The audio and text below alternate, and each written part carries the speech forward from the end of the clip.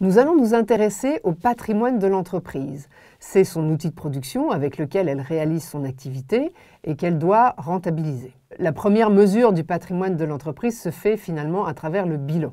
Le bilan, c'est un instantané de l'entreprise qui prend une photographie à un instant donné des moyens que l'entreprise utilise pour produire de la richesse et on va voir à travers le bilan également comment elle finance les moyens qu'elle a mis en place. Alors le bilan est découpé en deux parties.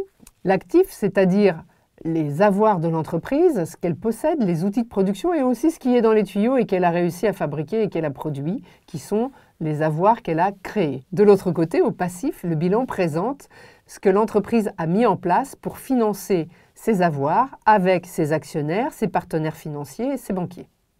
Le bilan présente ces éléments actifs et passifs en les structurant du moins liquide au plus liquide, de la partie qui est immobilisée, qui est lente à mobiliser ou à remplacer, à la partie la plus liquide qui tourne plus rapidement. Pour l'actif, c'est l'actif immobilisé et ça va descendre jusqu'au cash, c'est-à-dire l'actif circulant, l'argent que l'entreprise a dans ses comptes bancaires. De l'autre côté, au passif, c'est l'argent que l'entreprise a en facilité court terme, en découvert. Alors ce bilan se présente sous une forme pas très sexy, c'est souvent la déclaration fiscale annuelle, c'est ce qu'on appelle la liasse fiscale. La liasse fiscale va se présenter sur 2 pages actifs et passifs et des annexes. L'actif se présente en 3 colonnes. La première colonne donne la valeur brute ou historique des biens qui sont à l'actif.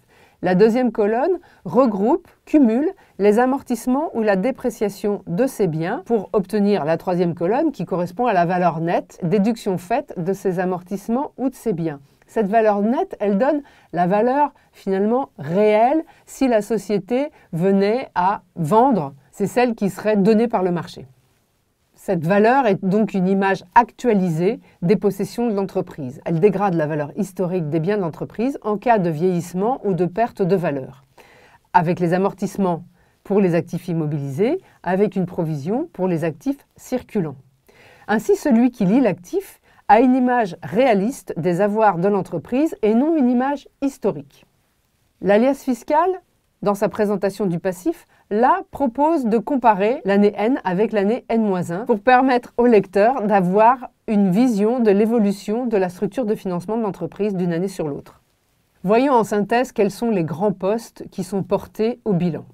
Nous avons, du côté de l'actif, la partie immobilisée dont la durée de vie est supérieure à 1 voire à plusieurs exercices.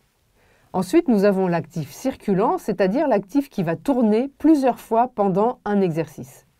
Au passif, face à l'actif immobilisé, nous avons les capitaux propres de l'entreprise qui sont les capitaux apportés par les actionnaires. Ensuite, nous avons les provisions. Ce sont des réserves qui sont là pour renouveler l'actif immobilisé ou pour couvrir des dégradations de créances. Ces réserves correspondent à une mesure du risque qui a été faite par l'entreprise elle-même. Ensuite viennent les dettes auprès des établissements financiers, des banques, mais aussi des organismes fiscaux et sociaux, des fournisseurs, sans oublier les salariés.